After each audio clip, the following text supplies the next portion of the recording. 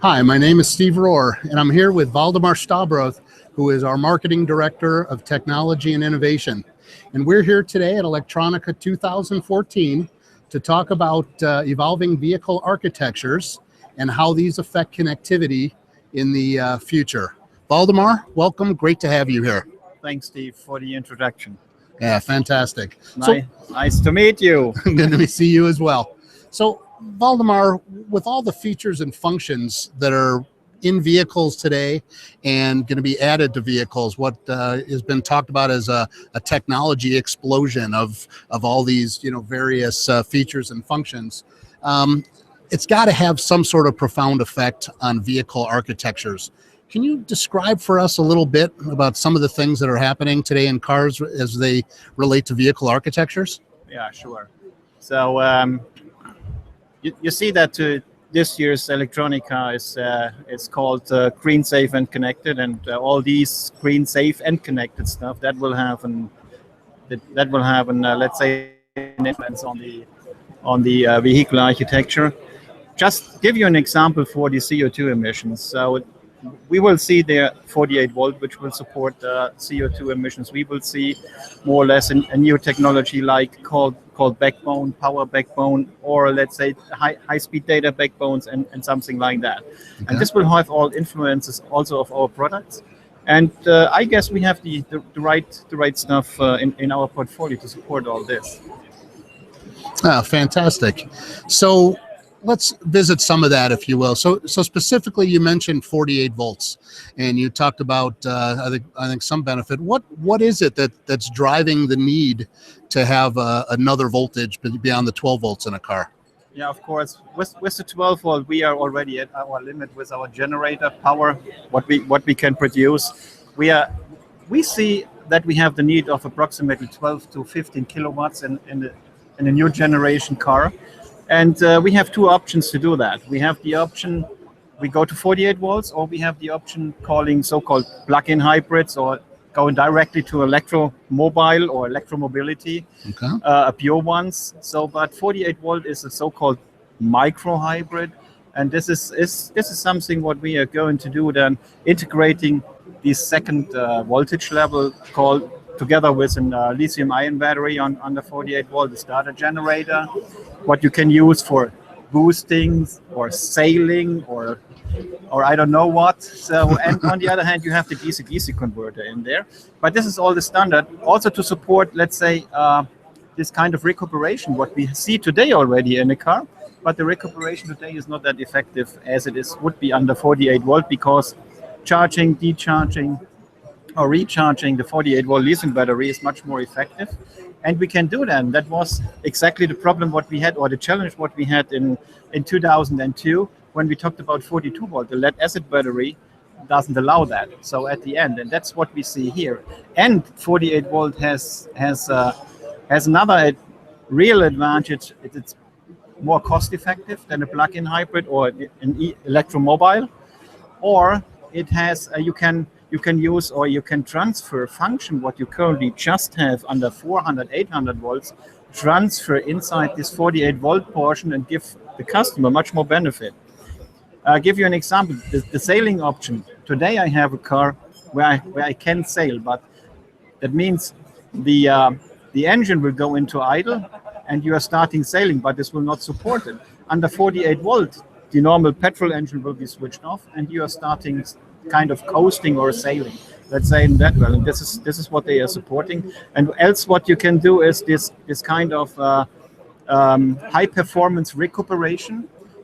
We recuperate today in the upper class cars. That's already possible, but this is not really effective. And that's how you can then recharge your lithium-ion battery very, very effectively. Oh. And also start-stop, of course. Yeah, this is also a quite good example. Start-stop, we have that today. Yeah, you stop at the traffic light. Yeah, engine switched off. Go to the accelerator pedal, the engine will be switched on, and then you start moving. But you're doing that with your petrol engine, and under 48 volt, you can do that most probably also with your starter generator or with your e-motor, what you have integrated in your car.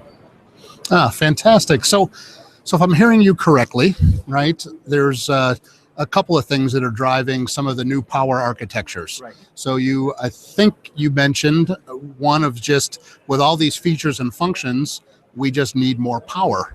Yeah, Right. and to provide more of this extra power. And then the other one, and you hit on this in a couple of ways, and I want to explore this a little bit more.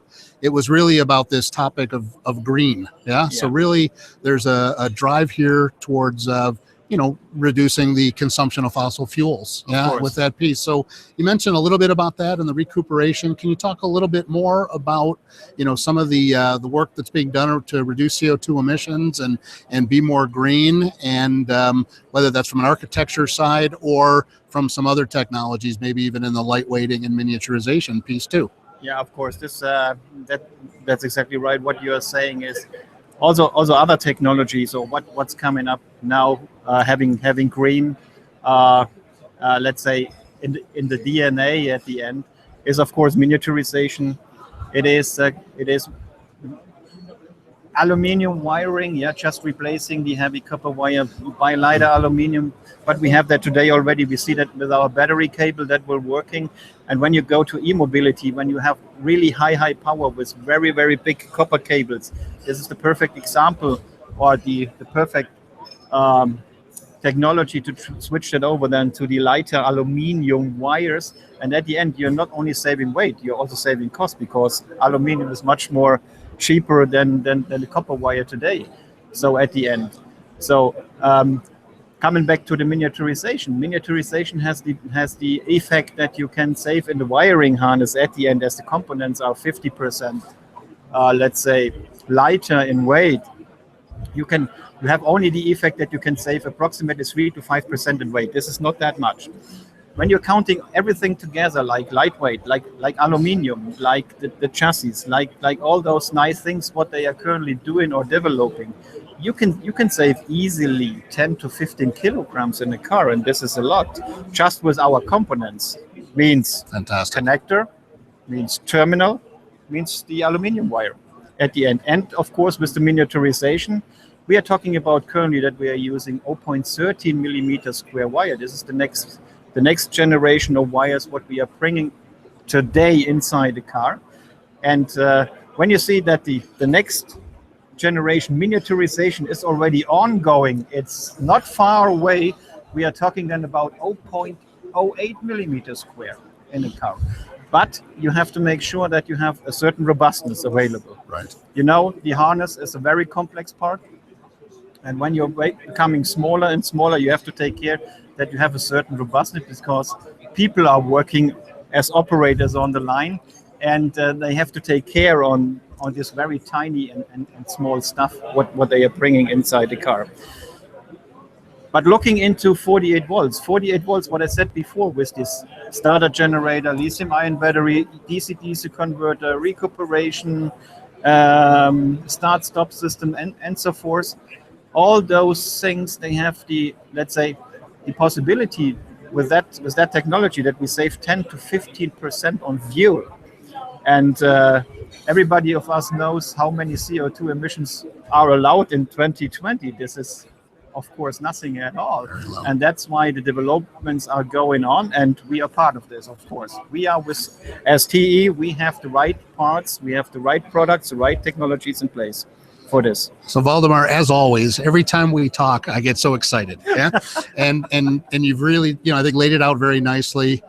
Sounds like we're marching right on track to go take care of this. But I know it's not that easy, right? And there's still some challenges ahead of us. Can you share with us and the folks here in our Hangout?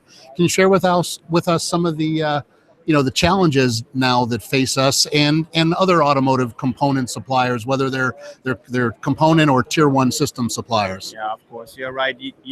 You hit the point at the end. Everything, when we are talking about new technologies, and when you are going to the market, you need a certain volume effect at the end. It's all about cost.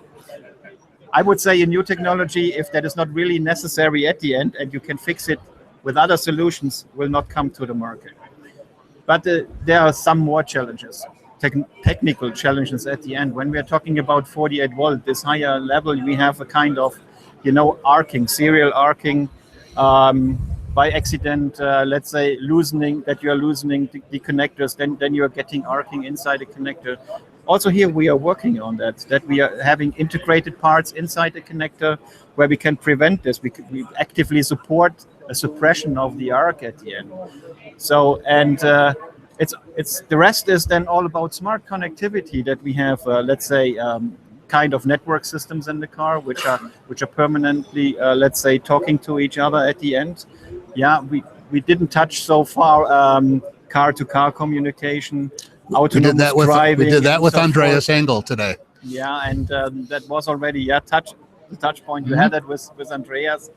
So, and all this together, this will at the end come to a solution for this market, or for the upcoming automotive market. Saving fuel.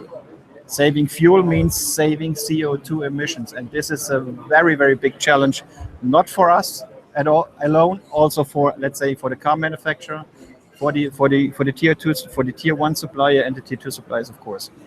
Fantastic. So I think really as I wrap this up, let me summarize a bit about what I had heard. Yeah.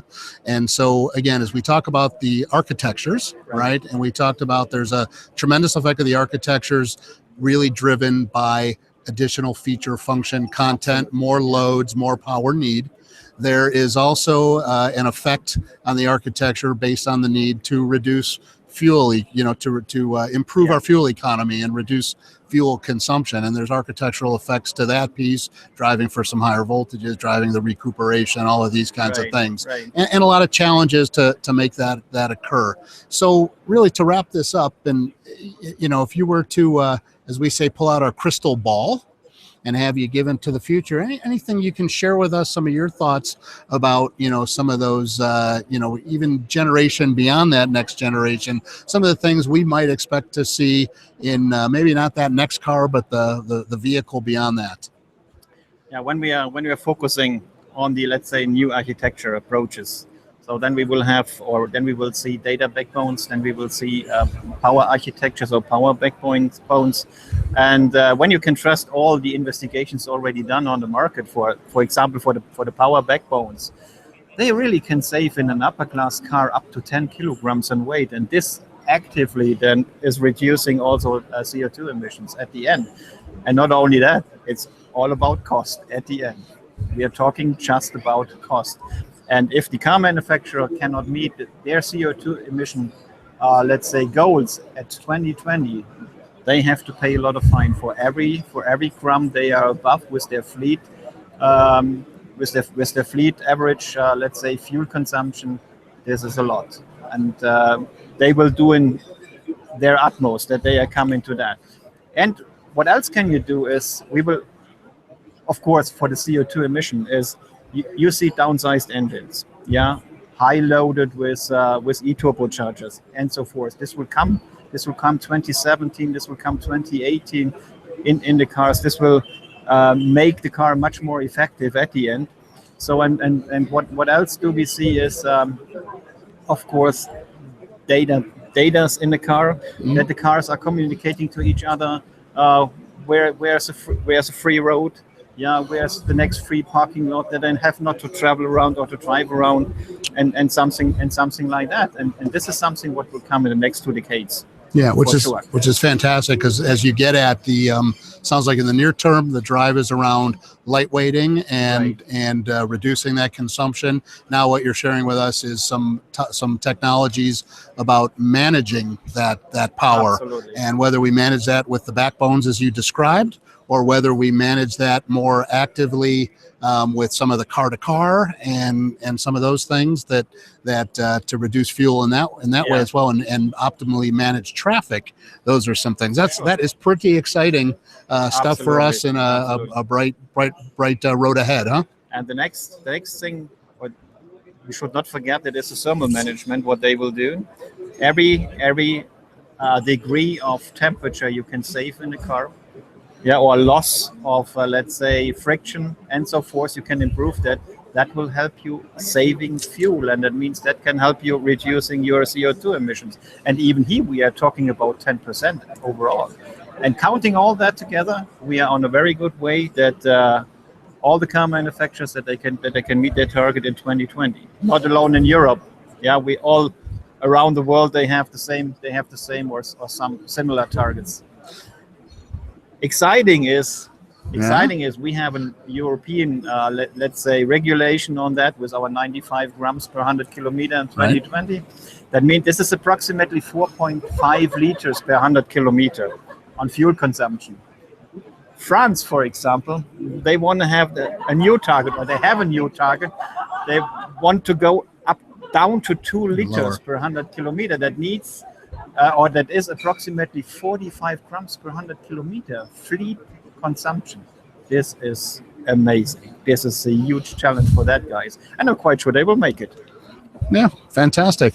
So I think, as you said, there are a tremendous amount of challenges. Absolutely. Yet for our customers that build these wonderful cars, yeah, there's still knobs left to turn to do some improvements here, and really take us through this century. The good thing is we are part of that, and that's where I'm proud about that we can support this, that we can have, or that we are developing technologies who are supporting, let's say, the future for future cars. At the Fantastic. End. Yeah. All right. Well, with that, Waldemar, I want to thank you very much. Really appreciated the discussion. You, Steve, as always. Yeah, I want to thank you, and I want to thank our audience as well. We're here at Electronica 2014. We would love to have you visit us live here at our TE booth if you can. Otherwise, join us virtually through these Google Hangouts, as well as please go ahead and download our app for some interactive experience. So again, Waldemar, thank you. Yeah, and you're thanks welcome. To our audience. Goodbye. Thanks to the audience. Goodbye. Bye for now.